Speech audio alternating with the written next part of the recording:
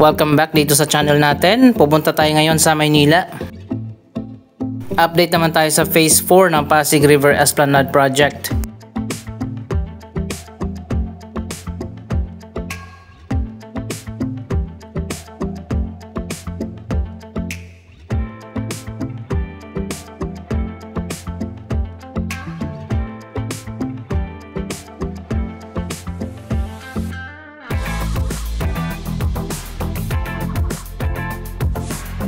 Ito na nga yung latest na progress. Meron na mga poste dito at sinisimulan na nga na ilagay yung platform.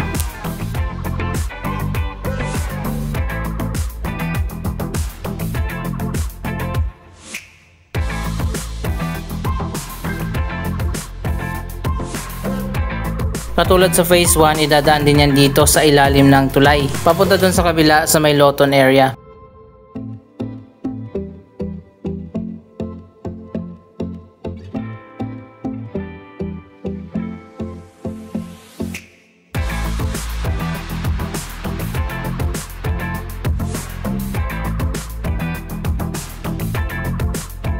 Mabuti na lang at itinuloy pala dito yung Pasig River Esplanade Project para naman malinis na yung lugar na ito na napakadumi at sobrang baho.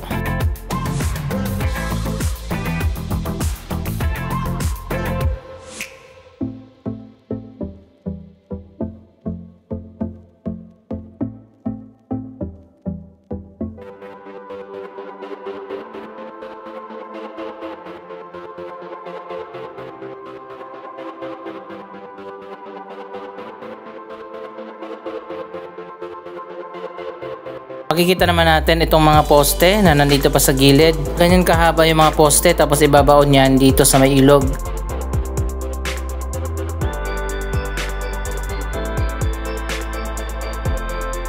Isa pa sa napansin ko, medyo pababa yung platform na ginagawa nila dito. Medyo maiksi lang din ang gagawin nila dito sa likod ng Manila Central Post Office.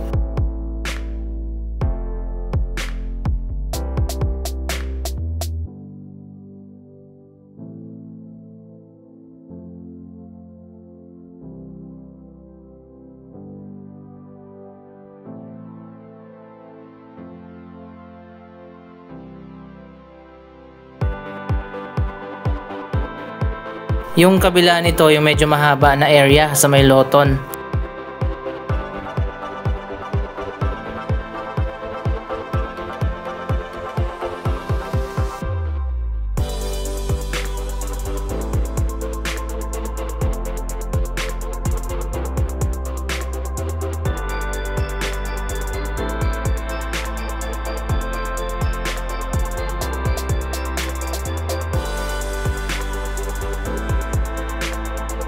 Yung ginawang terminal dyan na magkakaroon din ng pedestrian bridge crossing Pasig River papunta naman doon sa may Quiapo area.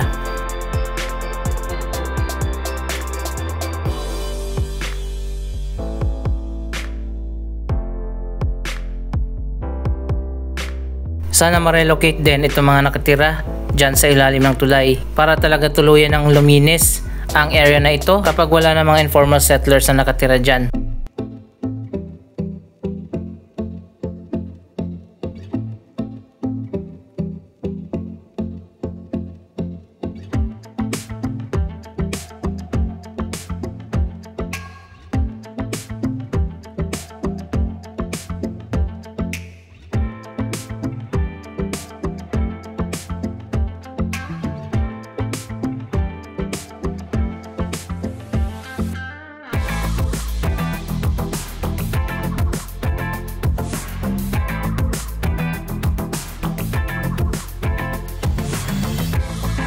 So ayan guys, nandito tayo sa Phase 1. Sa dulungan nito yung ginagawa sa ngayon na bagong Esplanade Project papunta doon sa may Loton area. Makikita naman natin na nagsisimula pa lang yung project kaya balikan natin yan. Abangan nyo lang ang mga susunod na update.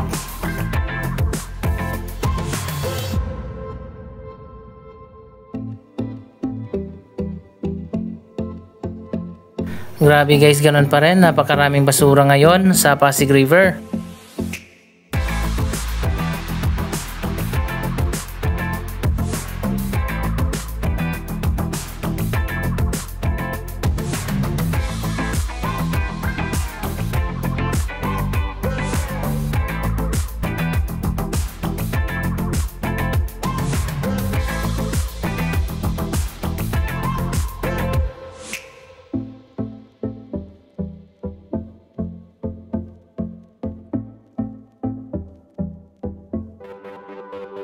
Pati dito sobrang dami dito sa ilalim. Naging stagnant na nga yung ilog dito at medyo mahina sa ngayon yung flow ng river kaya naman na-stuck dito yung mga basura.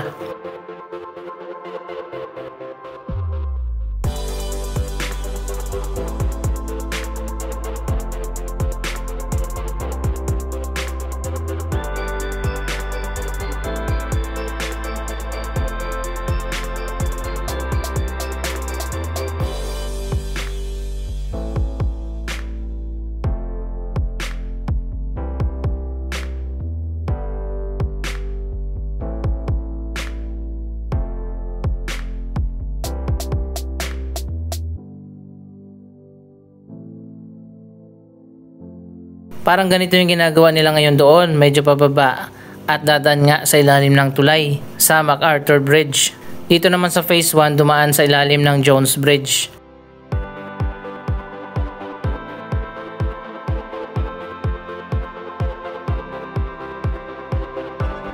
Patuloy din pala ang renovation ng Jones Bridge.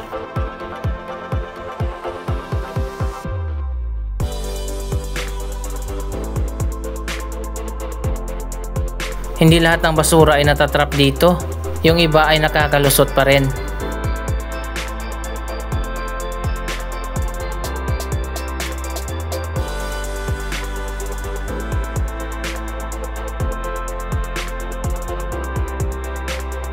Ito na pala ang latest sa ngayon dito sa Phase 2. Sinarado na yung paakyat doon sa taas. Nilinis na kasi nila ito. Ayan, makikita nyo naman. Tapos na pala dito yung finishing.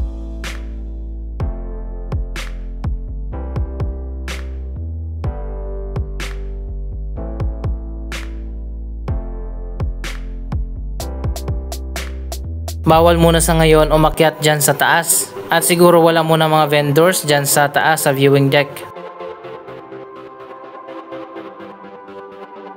Kaya pala tayo pumunta din dito ay nabalitaan natin na yung kabilang dulo ng viewing deck sinisimulan na yung finishing. Tara puntahan natin.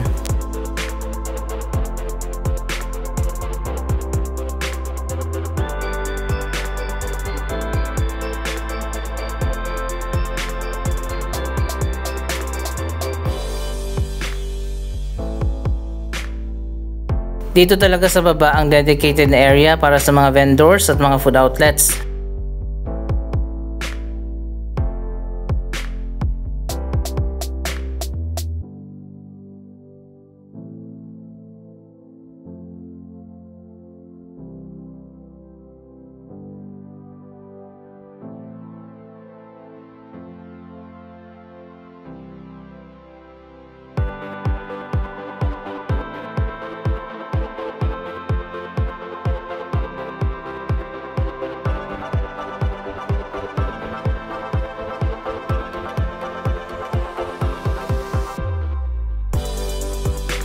Mapapansin naman natin mas dumami na ngayon yung occupied na commercial space dito sa baba.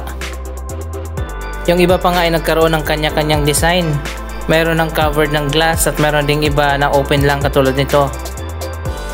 Ilan na lang yung vacant sa may dulo.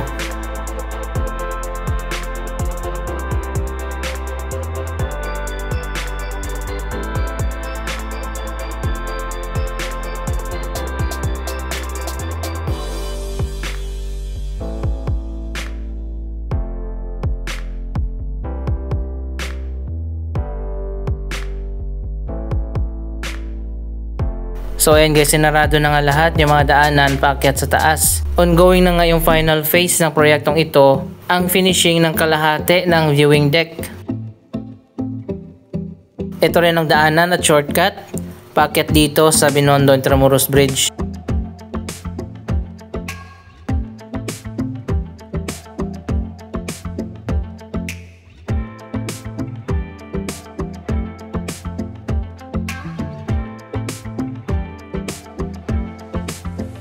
Wow, eto na nga finally. Sisimulan na ang finishing. Ayan, makikita nyo naman. Kaya pala sinarado na itong buong taas.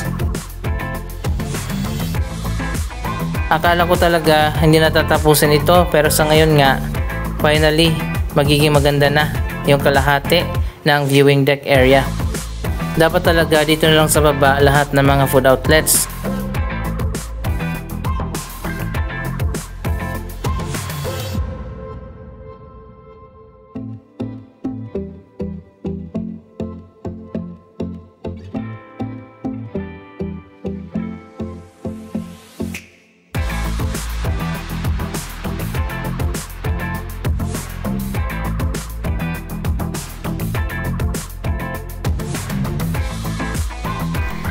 Eto na at matatapos na talaga ang Phase 2 na mas naunahan pa na matapos ng Phase 3.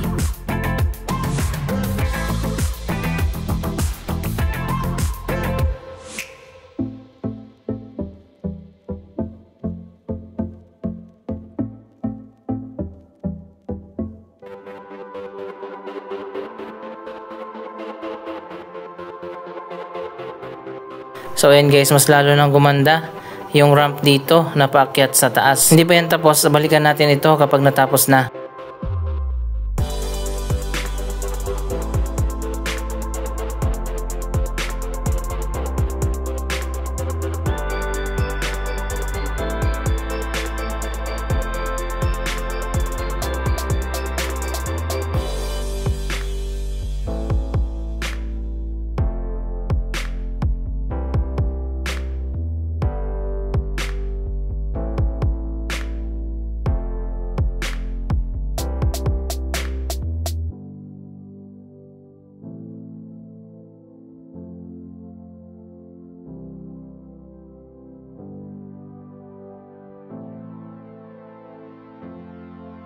Connected na yan dito sa mas pinaganda na Plaza Mexico sa Intramuros.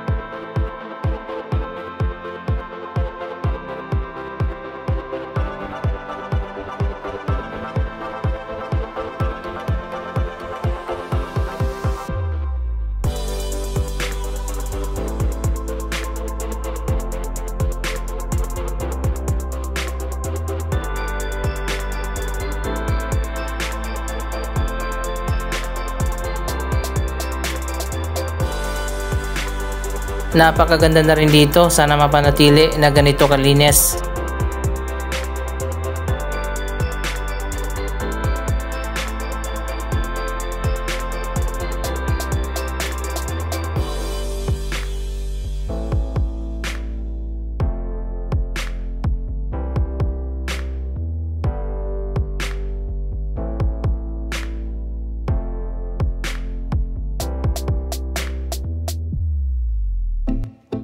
Dito na pala inilipat sa baba ng Binondo Intramuros Bridge ang pwesto ng mga food outlets.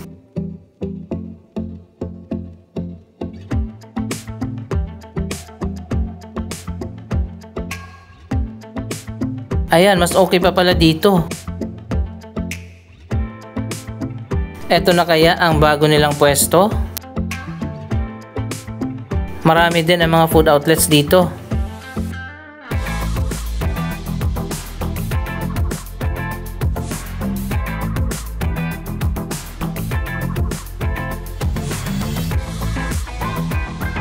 At meron pa nga ditong performer.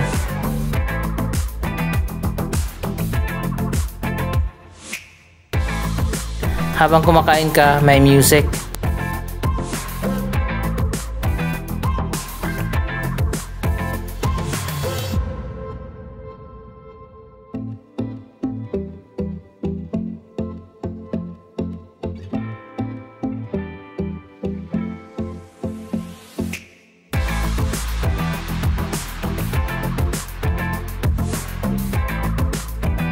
Andito naman tayo sa Phase 3 kung saan kitang-kita nga natin dito ang ongoing na developments dyan sa kabila sa Binondo. May food outlets din dito sa Phase 3 na ngayon ay mas dumami pa. Dito na yata talaga inilipat yung mga vendors dun sa Phase 2. Anyway, anong masasabi nyo sa latest na progress ng Pasig River Esplanade Project? Pati ng ginagawa ng Phase 4, mag-comment lamang dyan sa baba ng inyong mga reaksyon. Maraming salamat sa inyong panonood. Huwag kalimutan na i-share ang video ito at mag-subscribe para sa daily updates. Thank you for watching.